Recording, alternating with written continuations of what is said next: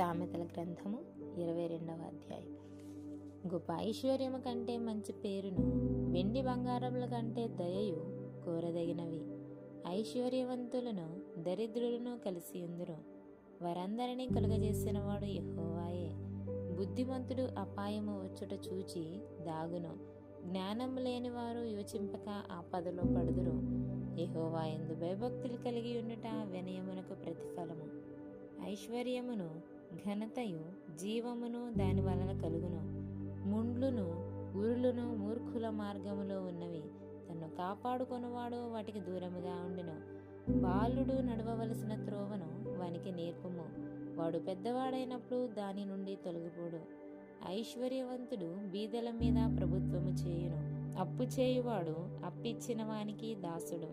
దౌష్ట్యమును విత్తువాడు కీడును కోయును, వాని క్రోధమను దండము కాలిపోవును. దయాదృష్టి గలవాడు తన ఆహారములో కొంత దరిద్రునికిచ్చును, అటివాడు దీవెన నొందును.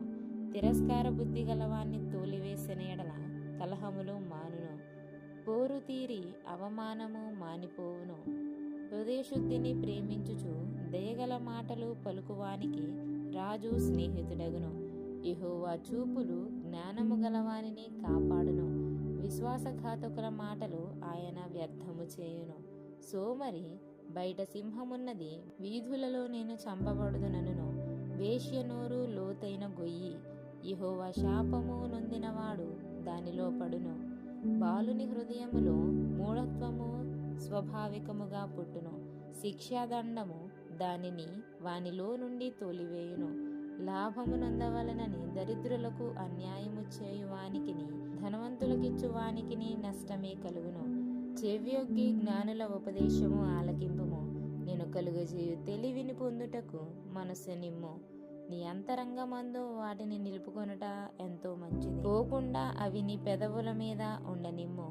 నీవు యెహోవాను ఆశ్రయించినట్లు నీకే గదా నేను ఈ దినమున వీటిని ఉపదేశించి ఉన్నాను. నిన్ను పంపు వారికి నీవు సత్యవాక్యములతో ప్రత్యుత్తరమిచ్చినట్లు సత్య ప్రమాణము నీకు తెలియజేయుటకై ఆలోచనయు తెలివియు గల శ్రేష్టమైన సామెతలు నేను నీ కొరకు రచించితిని. దరిద్రుని దోచుకొనవద్దు, గుమ్మమునొద్ద దీనులను బాధపరచవద్దు. యెహోవా వారి పక్షమున వ్యాజ్యమాడును, ఆయన వారిని దోచుకొను వారి ప్రాణమును దోచుకొనును. కోపచిత్తునితో సహవాసము చేయకుము, క్రోధము గలవానితో పరిచయము కలిగి ఉండకుము. నీవు వారి మార్గములను అనుసరించి నీ ప్రాణమునకు ఉరి తెచ్చుకుందువేమో. చేతిలో చెయ్యి వేయు వారితోనూ అప్పులకు పూటబడు వారితోనూ చేరకము. చెల్లించుటకు నీ యొద్ద ఏమీ లేకపోగా వాడు నీ క్రింద నుండి నీ పరుపు తీసుకుని పోనేలా నీ పితరులు వేసిన పురాతనమైన పొలిమేర రాతిని నీవు తీసివేయకూడదు. తన పనిలో నిపుణత గలవానిని చూచితివా? అల్పులైన వారి ఎదుట కాదు, వాడు రాజుల ఎదుటనే నిలుచును.